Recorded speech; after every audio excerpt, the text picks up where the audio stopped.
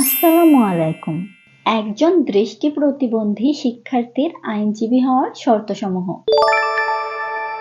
Part 2। এরপর জমা দিতে হবে সিভিল সার্জন কর্তৃক প্রদত্ত প্রার্থীর মেডিকেল সার্টিফিকেট, অর্থাৎ আপনি যে বিশেষভাবে সক্ষম একজন ব্যক্তি, এটা সিভিল সার্জন কর্তৃক স্বাক্ষরিত একটা প্রত্যয়নপত্রের মাধ্যমে প্রমাণিত হবে। সুতরাং আপনাকে এটি অবশ্যই সাবমিট করতে হবে। এরপর জমা দিতে হবে প্রার্থীর ন্যাশনাল আইডি কার্ড বা জন্ম নিবন্ধন, যেটা আপনার কাছে অ্যাভেলেবল সেটাই জমা দিবেন। আর আপনাদেরকে এটা জানতে হবে যে আইনজীবী তালিকাভুক্তি পরীক্ষায় অংশগ্রহণের জন্য শ্রুতি লেখকের মনোনয়ন দেবে বার কাউন্সিল কর্তৃপক্ষ।